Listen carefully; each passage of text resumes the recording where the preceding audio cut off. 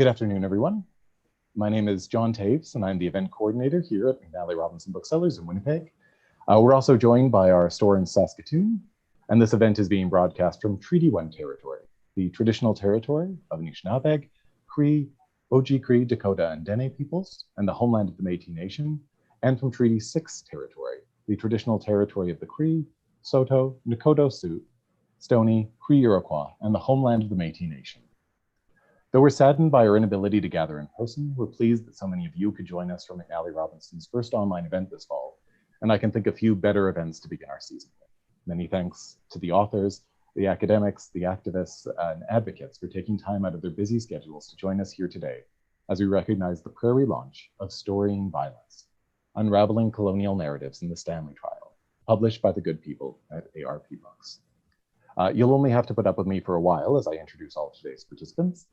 Following a presentation from the authors, I'll be asking a few questions, and then we'll be opening the floor to questions from all of you in the audience. Feel free to write a question in the Q&A box at any time during the event. The one thing that I should note before we begin is that unfortunately, Tasha Hubbard isn't available to join us this evening or this afternoon, but we do still have three incredible panelists who'll be speaking to the book in its context as well, so thank you. Our first contributor is Gina Starblanket. She's a Canada Research Chair in the Politics of Decolonization and an Assistant Professor in the Department of Political Science at the University of Calgary. Gina is Cree and Saulteaux and a member of the Starblanket Cree Nation in Treaty 4 territory. She is the principal investigator of the Prairie Indigenous Relationality Project, and her research takes up questions of treaty implementation, Prairie Indigenous life, gender, and Indigenous feminism. Dallas Hunt is Assistant Professor in the Department of English Language and Literatures at the University of British Columbia. He is Cree and a member of Wapsi-Wissippi, Swan River First Nation in Treaty 8 territory in northern Alberta. He has had creative and critical work published in the Malahat Review, Arc Poetry, Canadian Literature, and the American Indian Culture and Research Journal. His first, very beautiful children's book, Oasis in the World Famous Bannock, was published by Highwater Press in 2018. And was nominated for the Elizabeth Mrazek Cleaver Canadian Picture Book Award. Jade Tootoosis is the cousin of Colton Boushie, the young 22-year-old Cree man who was killed by Gerald Stanley in Saskatchewan in 2016. Jade has worked tirelessly since her cousin's death to raise awareness about the injustice that her family and many others have suffered at the hands of the Canadian justice system. She is also an active advocate for the acknowledgement of racism in the Canadian justice system. Now, we're going to turn things over to Gina Starblanket and Dallas Hunt, and I'm going to ask them just to speak a little bit about the genesis of the project, the book Storying Violence, which is right here, and also to read some excerpts from the book itself. Gina, do you want to start? Sure. Thanks, John. So yeah, I think just to kick it off, we wanted to talk a little bit about how this book came to be. And I know for myself, I'm a political scientist, so a big part of the impulse for this book, as we were listening to, the trial, the different narratives that were circulating in the trial, and the different ideas, both about, white rural Saskatchewan on the one hand, and about Indigenous people on the other hand, the different ways in which those ideas, they're not just narratives that are told, they actually have material day-to-day consequences in the lives of Indigenous people. And in this case, they serve to uphold and legitimatize the violence and ultimately, the death of Colton. And so we saw that the way in which those narratives were operating in the trial. And so I really wanted to illuminate what the effects of those narratives are, what the consequences of those narratives are in the lives of Indigenous people in the prairies, and to critically deconstruct them, because they're so normative in these spaces that they almost get taken for granted and people forget to name them. And so that's something that we really wanted to talk about. And Dallas, he's a literary scholar, and so he has just this amazing ability to draw out the political significance of how we talk about things, the words that we use, the stories that we tell, right? And so I think the two of us, we were colleagues at the time, and through those conversations, this book was really born. Yeah, and I think just to sort of expand on what Gina's saying a little bit is, I remember, so we were colleagues in the Native Studies department over at the University of Manitoba, and we were just like everyone else, I think, processing everything in very real time, and we just started to, our offices were side by side, and we just started to sort of really reflect upon the imagery that was being used sort of throughout the trial. And we started to see Gerald Stanley's defense attorney evoke rhetoric that was sort of in keeping with centuries old narratives of sort of settler anxieties about the constant encroachment of Indigenous peoples into spaces where supposedly they're not supposed to be in, right? So these sort of fort mentalities are sometimes called, or these sorts of just these sorts of rhetorics too that I think painted Stanley as a sort of chivalrous knight, and we were just sort of like, what is actually going on with the language here, and what is it doing, and how potentially is it resonating with a broader public? Because partly what the book is trying to do, or what we've expanding from that original article, what we've been trying to do is sort of think about how these stories shape relations in the prairies, right? How we think we're outside of these stories, but rather they have such a hold on our imaginaries and how we sort of operate in day-to-day life and our interpersonal relations, right? So we just really wanted to flag that and really just show it, I guess, to people in a broad arena. And having grown up on the prairies, we both, I think, had an intimate knowledge of those stories. We grew up hearing them, and so this was also an opportunity to draw on that experience and just go at it like head on, right? And say like, what, these are stories that have been told and had space for far too long. Let's stop and take them apart and talk about what's actually going on here, and engage with them in a more critical way than they tend to be engaged on the prairies by white rural settlers. Yeah. So should we launch into the readings, John? Yes, indeed, if you would mind. All right. So the part that I chose to read is really a section that's talking about, or a section that aims to historicize the presence of racism and colonialism on the prairies as ongoing structures, right? Not just as historical tendencies, but as ongoing structures, and ones that are all too often denied. So here is a common dissociative tendency in contexts of colonialism, where there exists undeniable racialized hierarchies and patterns of discrimination that inform social interactions, yet law and politics are said to be immune from these influences. Such was the case in Stanley's trial, where the language of race rarely surfaced. Instead, the defense relied on racialized associations between indigeneity and deviance, troublemaking, and terror, and corresponding narratives of settler independence, industry, and lawfulness. And I would also add reason, even though that wasn't in that sentence.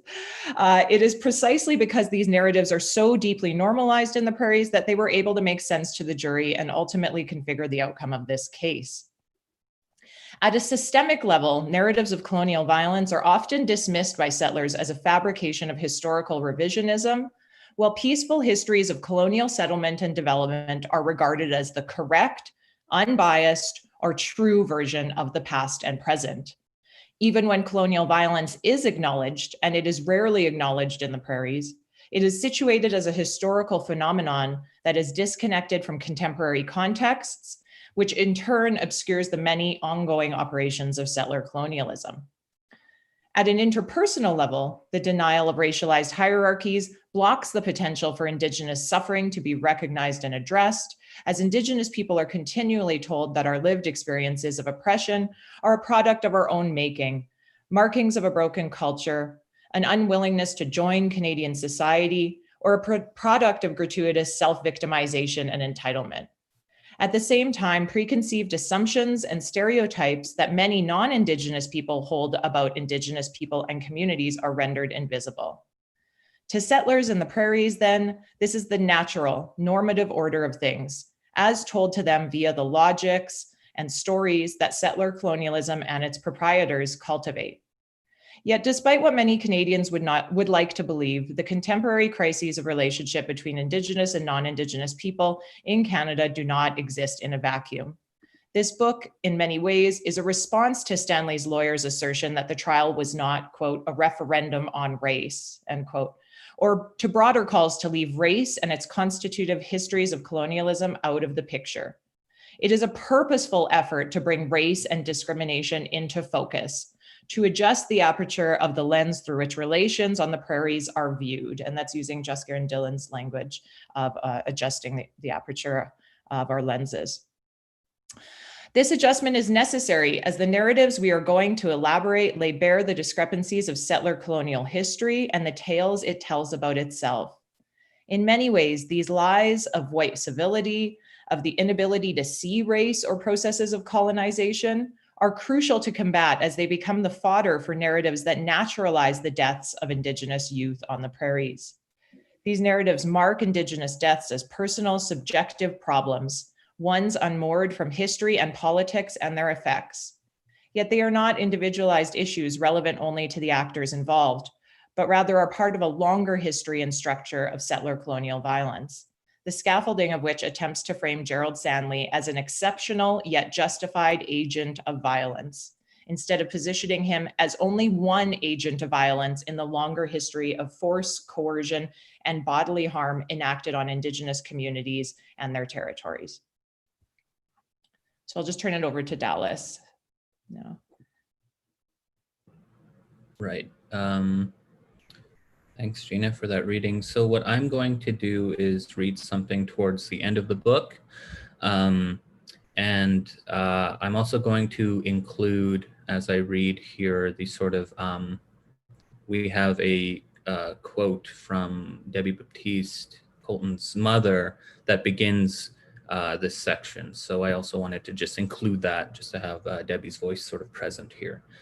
So just to begin with Debbie herself, it says, where is the end? Is there even an end? There's probably not. So maybe the best is for us to just keep on going. And now I'll just get started with from the text. So rather than analyze the legal proceedings surrounding Colton Boushie's death in great detail throughout this book, we have instead chosen to engage with the politics of which stories were heard and which were ignored during the trial. While the legalities of the trial certainly merit further scrutiny, this was not our purpose, partly because we're not legal scholars, but also because we are centrally concerned with the unheard, the masked, the invisible, the denied, but the nevertheless present elements that were at play in and around the Stanley trial. A narrative can be told with gestures, misdirection, and illusions, like a magician's performance. Just as important, though, is the explicit denial of other narratives being told, narratives that are denied from being enunciated or articulated.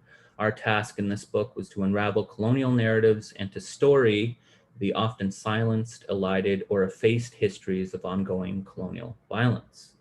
Taken together, the asymmetries of whose narratives count and the narratives about Indigenous people through which these asymmetries are justified continue to powerfully shape life and death in the prairies. In focusing on settler stories throughout this analysis, we don't intend to offer them greater validity or legitimacy than they deserve. On the contrary, we address these stories in order to deconstruct their presumed neutrality and trace how they were crafted to serve a particular political purpose, mainly the shoring up of territory claims, the establishment of settler society in prairie spaces, and the concomitant erasure of Indigenous peoples. We explore them in order to deconstruct the all too pervasive narratives and stories that are constantly heard and legitimized, but not taken as evidence of the continuity of settler colonialism or systemic racism. This book is an act of restoring as well, a refusal of the dominant ways Indigenous peoples are understood and consumed, and of the dominant ways that our stories are told within settler narratives.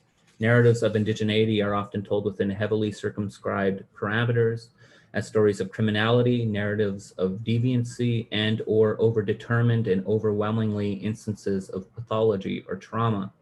In refusing these settler narratives, we also resist the frames of palatable indigeneity that are oftentimes requested or, more precisely, demanded of us by settler audiences. Instead, we restory the narratives that underpin the case of Colton's killing on our own terms, complete with all of its colonial connections and complexities. In doing so, we offer what Mohawk scholar Audra Simpson might dub a resurgent history of indigeneity in the face of settler colonialism and the histories it narrates. And yet there is so much more that we cannot capture or articulate, or that we refuse to. While this book deals with violent acts perpetrated against Indigenous youth, we also want to foreground the incredible courage of the Bushi and Baptiste families in the wake of indescribable tragedy. We want to foreground the activists on the ground work of Colton's relatives and the continual dogged advocacy they do for and with their relations. We want to foreground that Indigenous peoples, while undoubtedly affected by the processes of settler colonialism, are not passive in the throes of history, that we are active agents carving out pockets of livability in a system that demands and facilitates our deaths. And finally, we want to foreground that Indigenous youth went swimming and felt joy in their ancestral territories one day, that they asserted their presence on lands that have been a part of them since before they were born, and that acting as an agent of history, as a culmination of centuries of settler colonial rage and entitlement, Gerald Stanley and eventually his supporters worked and have continued to work to stifle that joy. We refuse to let them. Thanks. Thank you very much, Dallas. I'm just going to ask one more quick question before I open things up to Jade to comment on what we've spoken about. And I know that there can be a tendency in general to view settler colonialism as kind of just a block across Canada. But you've really gone out of your way to ensure that there is a difference, and you comment specifically on how differently settler colonialism manifests on the prairies as opposed to elsewhere in Canada. The cover of your book, for instance, is composed of beaded artwork that is specific to the prairies by Catherine Boyer. I was just wondering if you could speak on how distinct prairie colonialism is as opposed to, say, settler colonialism in Canada on the coast, for instance. Well, one thing we tried to really do, definitely was disrupt the idea that settler colonialism manifests in a uniform way across Canada. And so what we tried to do was to look at what is the particular political culture that's been cultivated in the prairies, recognizing that, there's certain differences between Manitoba, Saskatchewan, Alberta political culture, right? But you can read a lot of the scholarship on regional political culture in the West and see very little mention of Indigenous people at all, or possibly no mention, right? But of course, those political cultures and the ideas that inform them and that circulate within them arise in a relational way. And what I mean by that is they arise through interactions with Indigenous populations and other populations in these spaces. So a big part of what we wanted to do is say, okay, what does that relation look like? How did it emerge historically? And so that a big part of that was drawing on, a lot of the ideas about the good life that drew settlers here to begin with, and the ideas that they've sought to guard and uphold and protect about what their place and role is in the prairies, and put that actually sort of dislocate that, and I'm sorry, I got a full house here, sort of dislocate that and interrogate that and say, well, actually, what does that come at the expense of, right? What other narratives exist and stories and experiences exist in these places, and how do those two things relate to one another to give rise to this very particular, what we call a relational crisis in the prairies? We also drew on obviously treaty relations, which inform Indigenous people's understanding of our responsibilities as Indigenous people to these spaces in the prairies, but also Indigenous people's understanding of the responsibilities of settlers, and settler ideas and misconceptions about treaty and how those misinform their understandings of Indigenous political movements and actions, right? So we drew a lot on the concept of what I call treaty mythologies and talked about that, how those misconceptions of what treaty is and what treaty entails how those serve to bolster these really unhealthy relations in these spaces. So again, we tried to kind of put a lot of those different sources into conversation with one another to talk about what is the particular political relationship look like in this space between Indigenous people and settlers. Oh, John, I think you're muted. Sorry. Great. And did you have any comments on that at all, Dallas? Yeah, I think I'll say something briefly, which is, as we were writing, we recognized that there's a sort of specificity to the prairies that Gina was sort of alluding to in terms of how things sort of transpire in terms of particular events, or again, even the everyday sort of interactions and relations that people have between one another. So just currently living in Vancouver now, and as a faculty member over at the University of British Columbia, I don't mean to suggest that settler colonialism is not present here, because obviously that is the case, and there are long important histories about what that looks like in British Columbia as a province, and Vancouver, what is currently called Vancouver as a city, but also that at times there is a particular manifestation of settler colonialism and its attendant sort of entitlements and the sort of reason and rage that we point to in the book, that it just manifests differently on the prairies, right? And so that's generally something that we wanted to sort of exhibit or show to be the case in the text, and that, instead of the sometimes polite liberalism you get in places like Vancouver and Toronto when it comes to, thoughts on Indigenous peoples. And my thoughts are going out to people in Six Nations and dealing with ongoing issues of territorial sort of encroachment and things like that, that it sometimes feels and looks different on the prairies. And in the text, this is something that Gina and I wanted to sort of touch upon, which is, what does settler colonialism and all its sort of ugly manifestations, how does it come to be on the prairies? What does it look like, and how do people inhabit it? No, thank you so much, Dallas. Jade, just turning to you quickly, do you have any comments that you might like to make on what's been said thus far, or anything else around the book? Well, first off, I just appreciate making the space and place for us to be able to have this conversation, and just deep appreciation for Gina Starblanket and Dallas Hunt, and for my family and I. Like right now we are going through difficult times. Tomorrow marks the 4th memorial for my late brother Colton and his passing of when he was taken from us. And so we're just preparing for our celebration and our ceremony to sit with him and to pray with him. But talking about the work that is being done, looking at the stories and the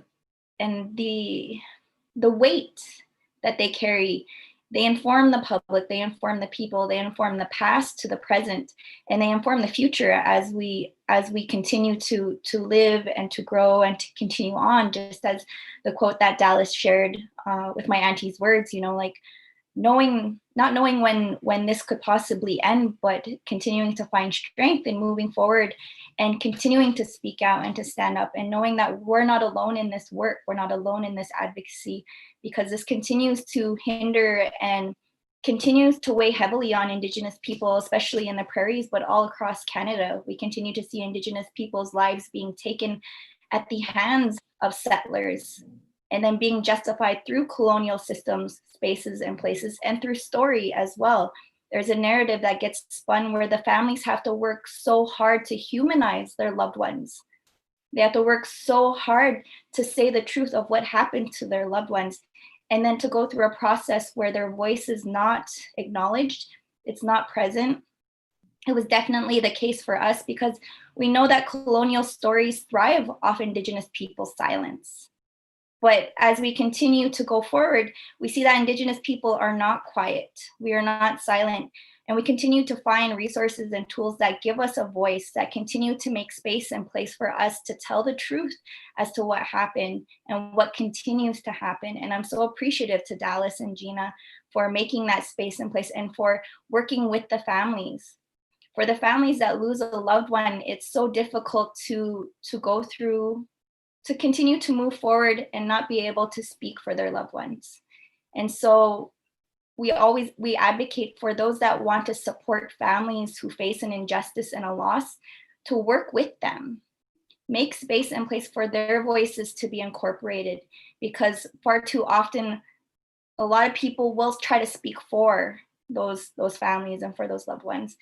So it means a lot to me and to my family that we are able to be a part of this, and that we see a valuable resource that continues to have discussions and impacts on various environments. And I'm just appreciative to all the participants that are with us today for a part of this webinar, and to just everyone that's present for the conversation. So that's what I have to share at this moment. Thank you. Thank you very much, Jade. Well, I will encourage once again, if there is anybody who has any questions, there is a Q&A box that they can enter the question in, and then we can pass it along. But in the interim, I was wondering, as the 4-year anniversary of the death of Colton Boushie does approach, Gina and Dallas, have you seen any improvements at all in the way that the police or the judicial system more broadly engages with Indigenous peoples?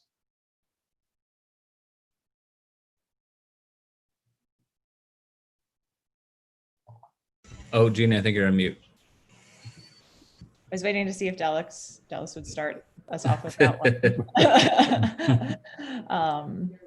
Do you have anything to say, or do you want me to start? Oh, sure. Yeah, no, I can speak a little. Ways that the police or the judicial system more broadly.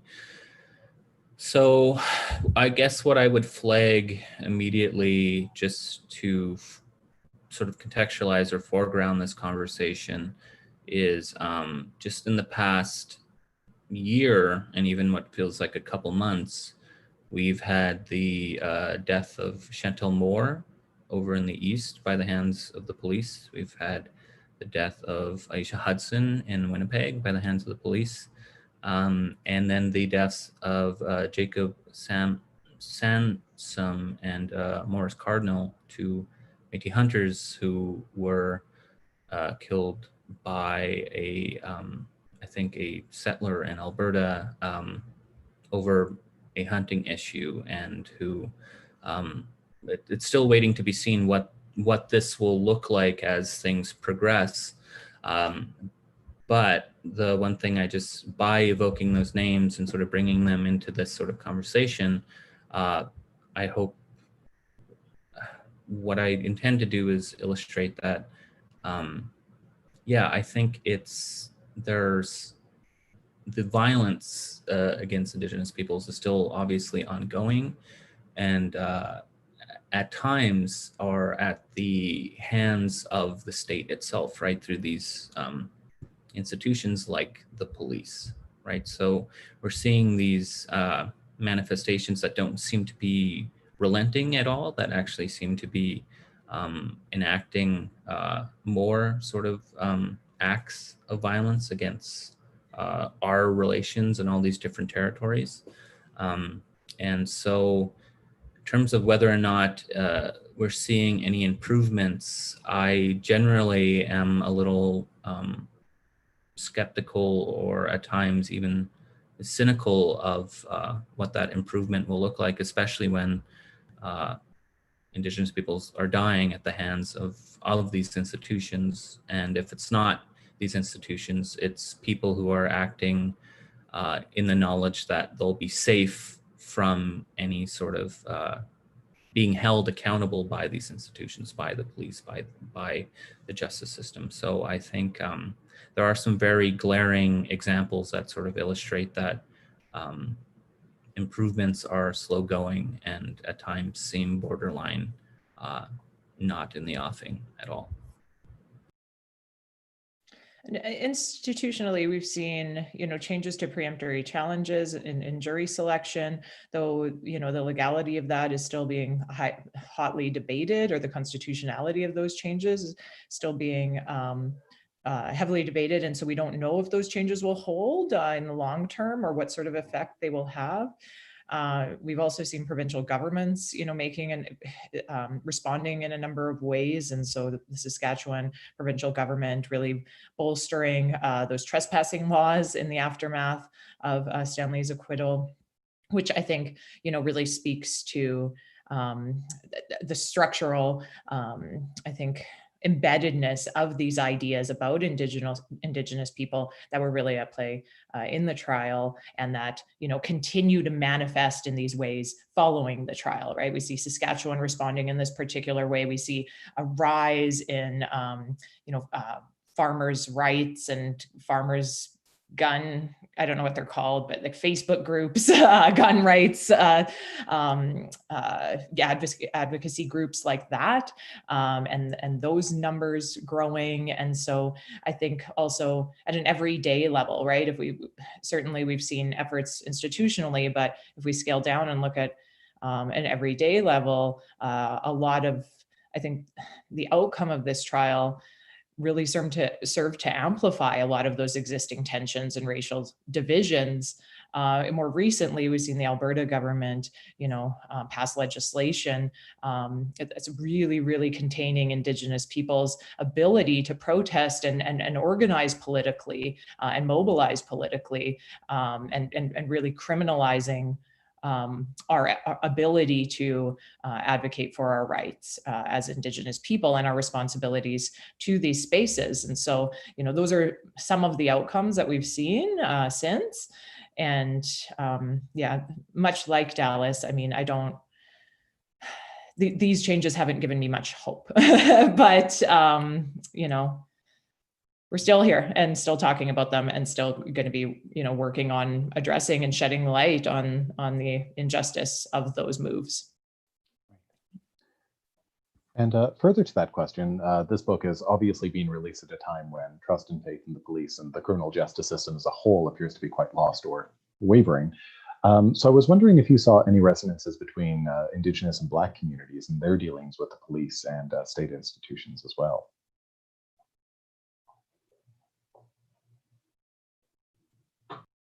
Gina, do you want to start this time?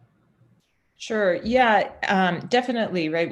We see a lot of resonance in between issues of policing and how they affect marginalized communities, state violence, the ways in which judicial systems serve to uphold that violence, and definitely a number of other commonalities in how, dominant systems impact and implicate marginalized communities. Having said that, there's also a number of, very strong distinctions and differences in our experiences of marginalization that, we can't eclipse those either. And so one thing, I know a lot of people, Indigenous people, in looking at the Black Lives Matter movement, have asked, how do we get to that point? How do we mobilize in a similarly effective manner? How do we bring forth a sort of unified and concerted effort to move forward politically and address these sorts of injustices? And I mean, I think that's a really difficult question because of the particular ways in which different communities are implicated in their relationships with colonial states, with provincial governments, or in the U.S., the states themselves, right? And so there's these long-standing differences in our histories of oppression and marginalization, but also in our histories of activism. And they've, had a lot. The Black Lives Matter movement has a more longevity, I think, definitely in organizing to address some of these issues, and has done a lot of work on how to mobilize effectively. And I think that Indigenous people are just in Canada and, in different spaces in Canada are at a different place in our efforts, our activist efforts and our scholarly efforts, definitely. So, recognizing some parallels, but also that there's a number of differences and things that we need to address within our own communities, in order to move forward in a particular way. Yeah, and I think all I would just sort of add to that is I think it's important, as Gina is saying, that we don't want to conflate the radically different experiences that Black and Indigenous peoples and communities have had in both the US and Canada.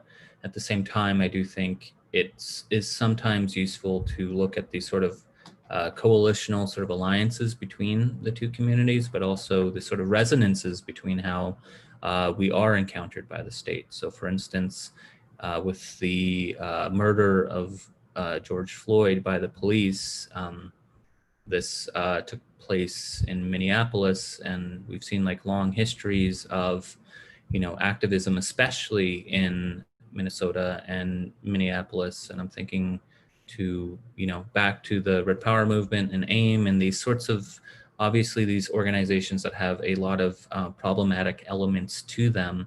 And those are longer histories that obviously I can't unpack here, but I think it's worth flagging that they weren't, not to romanticize these movements, but rather to say that they too were responding to things like police violence, right? And over-policing and just the absolute like regulation of Indigenous bodies in spaces.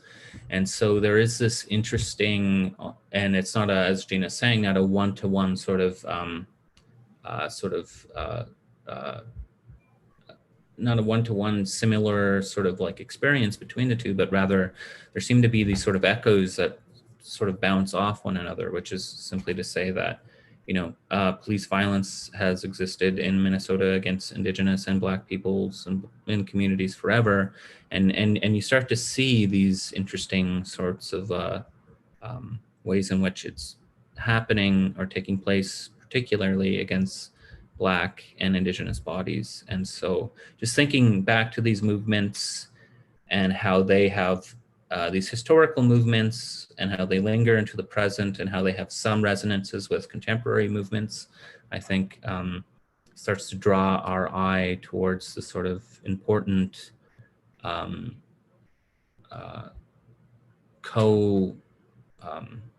relational struggles between Black and Indigenous communities. And this extends to places like Toronto and other places like that, where you have wellness checks by the police ending usually, not just in Toronto, but Canada-wide, but in Toronto, Toronto comes immediately to mind, wellness checks that will result in the death of either Black or Indigenous peoples. So yeah, as Gina's saying, it's important not to conflate the two, but there seems to be some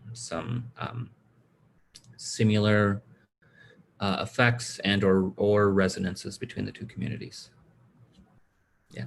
And I also just wanted to add, as I mentioned, Indigenous voices continue to grow and continue to organize and mobilize. We've seen this with the I Don't Know More movement and the way that was able to come together and continues to uplift and motivate and communicate things going on across the country, that there are various parts across Canada that are able to share resources, information, and come together. We've seen that after the acquittal, unfortunately for myself, going through the motion of everything, I didn't get to see how quickly it mobilized and organized, but you had thousands of people take to the streets in -40, weather, and not just in the prairies, but we've seen that in, northern Canada as well, with our Inuit relations up there standing up and saying this is not right, and we see the power when it comes to Indigenous people when we are organizing and mobilizing. And I think to our youth that are watching today and continue to see what's happening, that we're changing the narrative, that we're unpacking and dismantling the colonial narrative so that it uplifts their voice, and that they see that they can take a stand, that they can mobilize, that they can work together, and that we are powerful in numbers. We are also powerful when it comes to our allies who makes space and place for us to be able to speak for ourselves. And so I think there is so much more that we have yet to learn and to do, but we see that work being done. And we need to make space and place for our younger generations to do that work as well and to protect them, because they're the ones that continue to do that when we are no longer here. So. Thank you so much, everyone. There are two good questions from the audience right now, so thank you very much for your questions. The first is, this book is full of excellent information and analysis, but also, in my opinion, very accessible to a wide range of people, both in the language used in the book and in the fact that it's short and unintimidating as a nonfiction read. Was this a deliberate choice to make the book as accessible as possible? Was there anything you wanted to explore further that didn't make it into the final draft? So one thing Dallas had to keep reminding me throughout was that this book, it can't do everything we want it to do, because I think if it was up to me, it would be like 600 pages, and there would have been, because there's so much to say and there's so much to go through and work through. But definitely, yeah. So when we were approached and asked to do the book, basically, we had written an op-ed for the Globe and Mail, and ARP approached us and asked us to do a book, which is as part of its Sophomore series, which is a series of short, accessible books on timely issues. I think the maximum those books are supposed to be is something like 80 to 100 pages, and ours clocked in at 120. And so they were really like, if we let it get any bigger than this, it's non-Sophomore material, and they would have been supportive of that, but it would have been a different project, right? But absolutely, I think I could speak probably for all of us when we say that these conversations aren't ones that should only be happening in academia and in academic scholarship, right? Decolonization needs to be conceptualized at its broadest. It's this perennial problem that we're tackling one angle of how decolonization needs to take place, or one small part of this. And so if we could make a book that could reach as many people, that was relatively short, so and cheap, so that there's less barriers to entry, that worked for us, because we were happy to get this, to broaden the range as fully as possible, so as to invite as many people into the conversation as we possibly could. And yeah, I mean, there's lots of ways that I hope to continue taking this work in the future. But yeah, I'll pass it over to Dallas. Yeah, I think it was great when ARP approached us to write the book, just in terms of how it was pitched. And as Gina was saying, things like accessibility were an issue, things like price were an issue. So the book is affordable.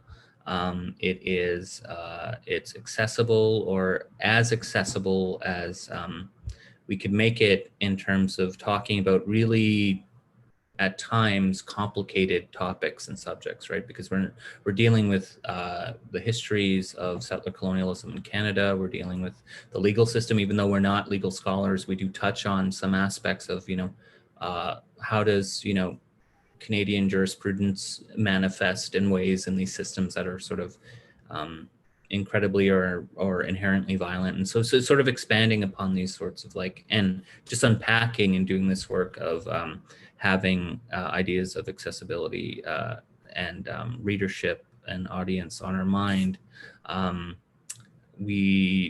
Gina and I spoke to Jade yesterday, and Jade said, this book, one of the things this book can do is we give it out to people, or people grab it, and we say to settlers or other people, start a book club, read this book and see how it might influence the way you interact, or the ways that your relations, your relatives, people you're close to, how they interact with Indigenous peoples, how they conceptualize these issues, right? What are the sort of biases and, narratives, stories that they bring to these things, and what kind of interventions potentially can this book make? And so we had all of that sort of in mind as we wrote the book, in terms of how we would explore further things that didn't make it into the final draft. Yeah, I think Gina's right in that we could have kept writing this book for another year or 2 years, etc. But we just really wanted to get out some of the initial thoughts we had on this complex issue. And, if there's a republication in years to come, I'm sure we'll have a lot to add, and there will be a lot, I think, historically that will inform how we can talk about these things too. Yeah. No, thank you very much. So there's one more question from the audience, and then we'll wind things down with a final question thereafter. So this audience question is, I've witnessed so much integrity and care within kinship, the familial processes throughout. I've been thinking about how kinship can be activated to de-escalate, for example, the Bear Clan, especially given this moment of white radicalism and gender racialized violence. What kinds of kinship processes can help to de-escalate and protect Indigenous people and Black folks, in your opinion? Yeah, okay. So one example that comes to mind for me, throughout this book, I really tried to draw on, we talked about the extreme, absolute absence of alternate modes of relating to one another from the narratives that were at play in the trial. And so what I'm talking about here in Prairie spaces is obviously treaty relations, right? And so treaties are meant to govern the relationship between Indigenous people and settlers in the prairies. When there's a conflict or an issue, we're supposed to be able to turn to those treaties and think about, how that conflict in the relationship can be resolved. Treaties never appeared once in the trial. Race was barely mentioned at all, and only marginally. Colonialism wasn't talked about in the trial, right? So there was all these assumptions and questions in the trial about, was what Stanley's conduct reasonable given this terror that he was faced with, this intrusion, this highly polarized situation that they painted for the jury. But really, when we talk about relationship in the prairies,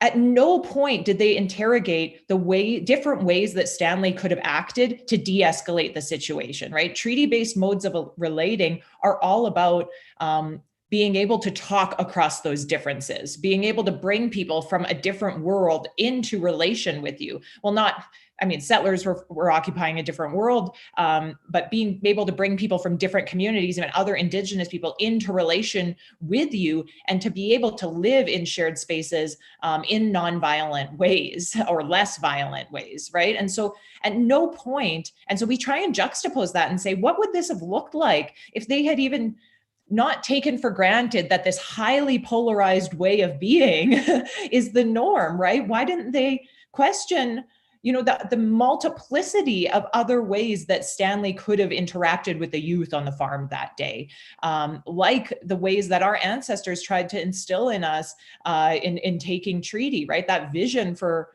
coexistence in a shared space that they had, right? That's an entirely alternate vision than the world that we live in, right? It's a vision where multiple different political systems can coexist, where multiple people can have jurisdiction, where we can live in relationship and negotiate our very different responsibilities as Indigenous people and as settlers. And so for me, drawing on my own teachings that were imparted into me at a very early age about treaty and how to live through and activate those treaties. That's something I've always tried to activate in my work and bring forward in my work. And so those kinship processes, those are embedded. Those are a central part of treaty making. And so for me, that's where kinship would arise, I guess the most immediate example I can think of, right, about how we can draw on those kinship practices that are in our own teachings and our own stories of how to live well in the world with others. Yeah, and I think just reading. So I see the question actually come from Karen Ricolet. Ricolet, I've never asked Karen how to pronounce the last name, but I know Karen and the incredible work that Karen does over in Toronto.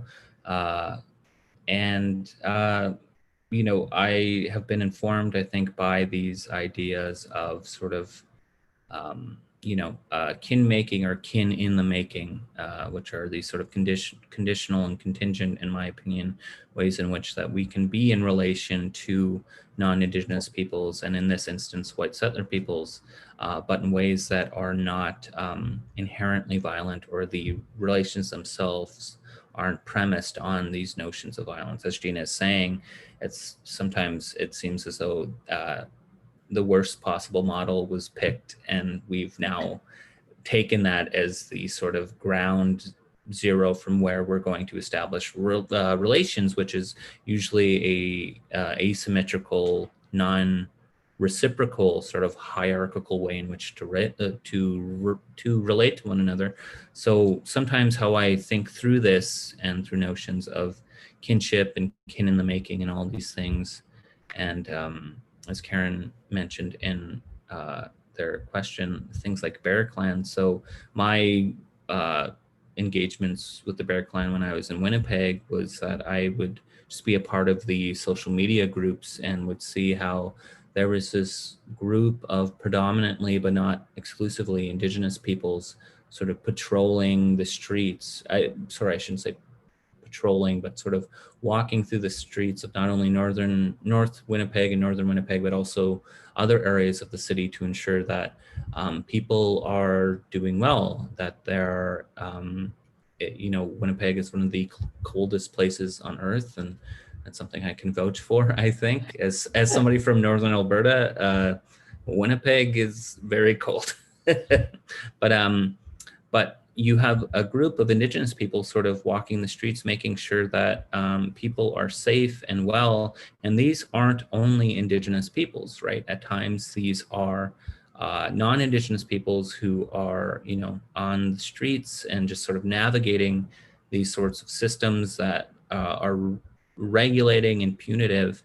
And I think there's a whole history to think about there, wherein Indigenous peoples are constantly extending beyond themselves to offer aid and help to other people.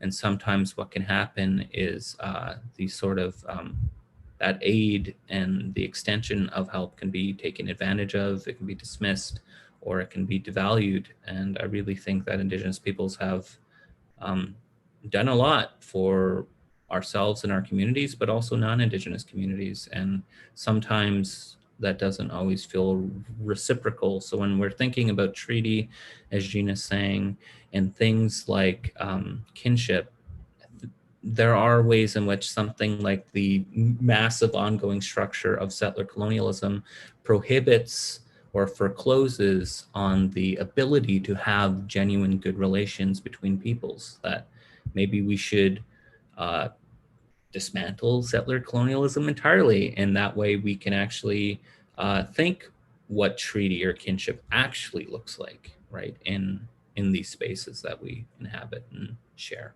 and navigate. Well, thank you both. And just as we wind everything down, I was hoping that we could answer one final question, perhaps. So I know that you go out of your way to ensure that Storying Violence, the book itself, ends focusing on a note of joy and a moment of joy that existed within the story. And so with that in mind, I was hoping that you all might comment on what your hopes are for how the information showcased in this book, through Tasha Hubbard's film, and through your own ongoing activism might affect change in the future. So perhaps we could check with Gina, then Dallas, and Jade before we close up.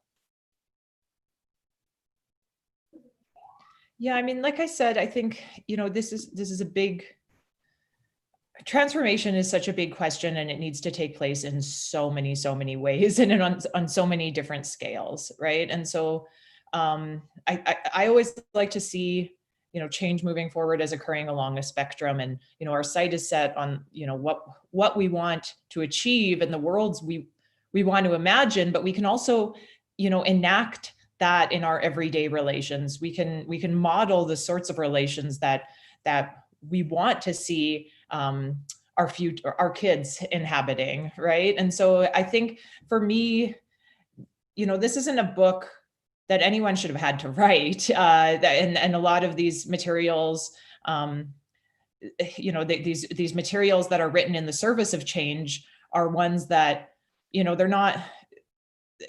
it's not filled with joy throughout, but we tried to cultivate joy where we could, little nuggets of joy. Dallas and I, Jade and Dallas and I, me and Jade, like whatever we could get together and connect and see each other and those sorts of things. And so I think throughout it was really important to remember that, while this is like what happened to Colton is devastating. It is devastating. It will continue to be devastating. Again, to remind the youth that, through this relation that we've even built and the work that we've been doing, however sad it is that we have to do this work, we've also created important family relationships. We've created important forms of community, and we've created another, I guess, way of moving forward and helping each other out as Indigenous people in trying to do this work. And so, I mean, I think, if anything, maybe, the book will serve an educational purpose, but like Jade was saying, like the more youth and the more people that are taking on this sort of work, I think the more normalized it will become and the more inspiring. I mean, the Bushi and Baptiste families are constant source of inspiration for us. And so I think, hopefully that will also, those sorts of organizing and this sort of work will also provide, lay some kind of, some sort of a foundation for other people moving forward, or some sort of a model, right, for other people moving forward as they too try to create some sort of change. And yeah, I think I would say that we had at the in our forethoughts, and as we sort of approach this text, we really wanted to everything around the Stanley trial, everything leading up to it, the trial itself, and the aftermath can be very difficult and at times really devastating, and does not account or really provide space for things like, as we say towards the end of the book, things like Indigenous joy, right? And so we wanted to say, yes, all of these things happen. And yes, there is a way in which Indigenous peoples, I think, are largely legible to a non-Indigenous audience. And sometimes that is through a lens of trauma, a lens of, constantly subject to violence.